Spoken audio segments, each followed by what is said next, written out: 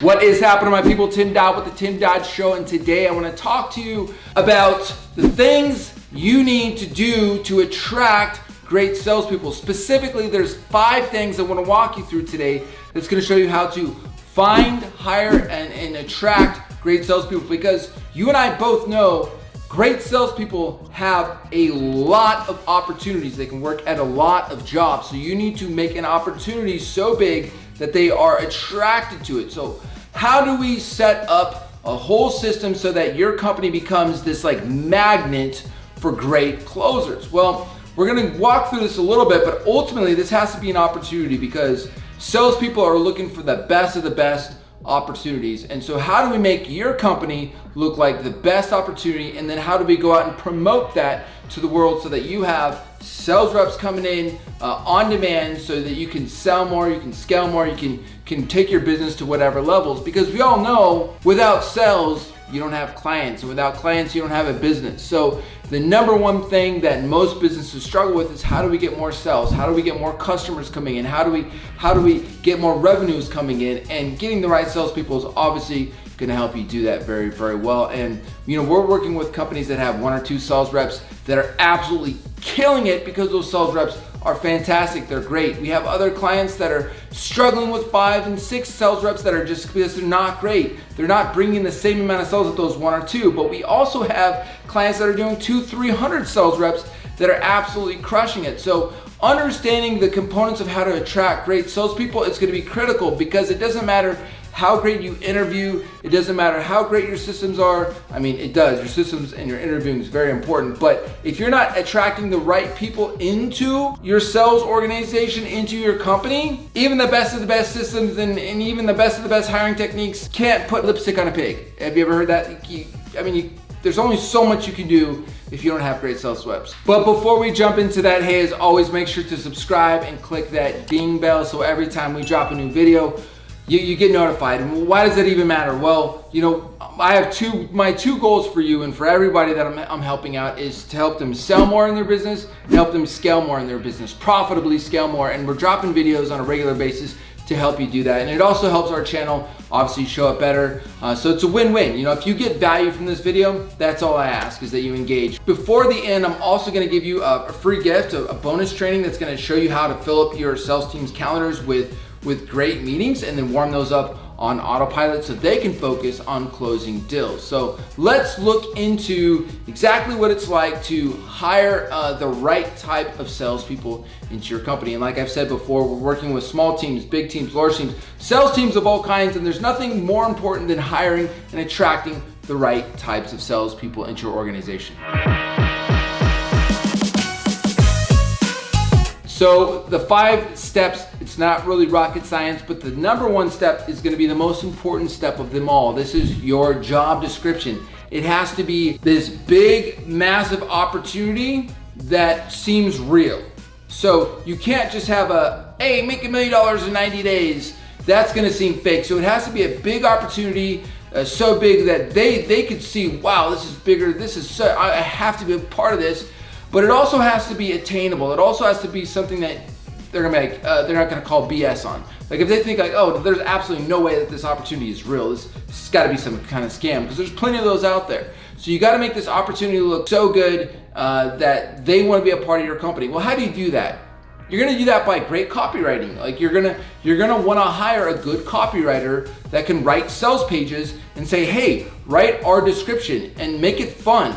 So the easiest way to know if your job description is doing its job is if you didn't know anything about your company, you were already a high paid sales rep, you had plenty of opportunities, and you came to your job description, would you stop and go, holy smokes, look at this opportunity, I have to apply? Because if it doesn't really pass that test, you're not gonna attract the right type of salespeople. So make sure it passes the test of if you are a high level salesperson and you had all these different opportunities, you're already making good money, and you came across your job post, you want to stop them in their tracks and make them go, I gotta apply, I gotta talk to the hiring manager. What is this company all about? So once you have that foundation, you can kind of start laying doing the outreach and posting. So that's number 2, is that you're gonna go put this on all the job boards. You're gonna put this sales copy, this job description that's selling the opportunity in such a great way that it's just gonna blow their minds, but it also seems real and obtainable, you're gonna be posting this on LinkedIn, on Indeed, on all the platforms. Now, of course, you're not always gonna have the best luck on these job sites because these are people looking for jobs, but you know, things happen, things shift, so you wanna make sure you have multiple streams coming in. So that is the next thing I would do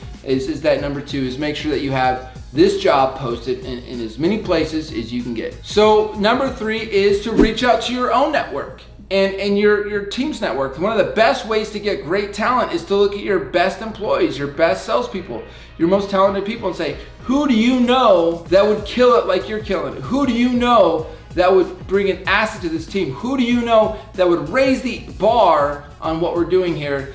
And if you already have a very loyal teammate or somebody very loyal to you, they're not gonna send you somebody bad, right? So you still wanna go through all the normal interview process and all of that, but if you can find your immediate network, a lot of times in your own company, some of the best hires we've gotten, both operations and sales and all that, have come from referrals from our actual team, from our high performers, not our low performers, but our high performers. I mean, let me ask you this question. If you had to choose between hiring 2 people, you know, they have the same resume, they both seem charismatic in there, you're not 100% sure about either of them, but this person came from your number 1 employee that said, man, I trust them, I know they're gonna do a good job, and I stand behind them. And this person, you just had like 3 references you gotta call, and they said great stuff, but you know, who would you choose?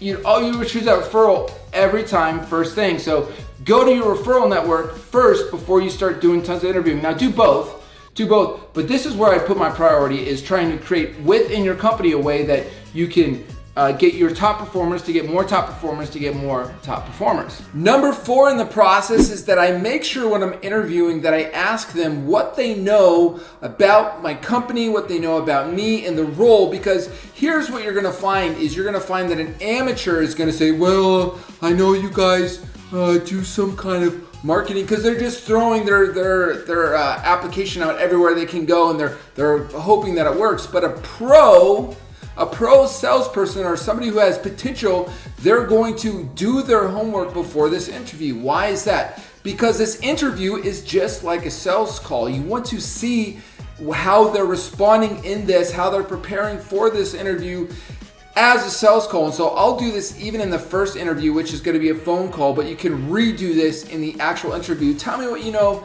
about Pima. And if they're excited, oh man, you know, I read your story and I love the story of the founder, and I checked out how you got involved there 2 years ago. Oh man, I love it. And I see that you guys not only get appointments, but you warm them up. And I watched through one of your webinars, and man, one of my favorite things is that I just believe in your product, and I just feel like this would be such a great fit, versus, I just know you guys do like marketing, right? I was hoping you could tell me more. Like, what kind of person do you want in those environments? You don't want somebody who's good at just BSing. To close the deal, to prepare for the call, to build good culture with your company, is going to be that person that's going to do that for the interview.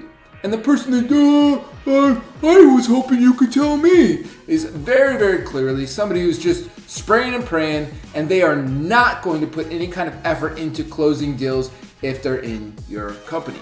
And number 5, and this may seem kind of odd, but unless you're like 100% sold on this person, you have to have them. What I would do is I would actually make it seem like, wow, we're super interested, and I would say this: if you don't hear from us, feel free to follow up. We're really busy right now. We got a lot going on.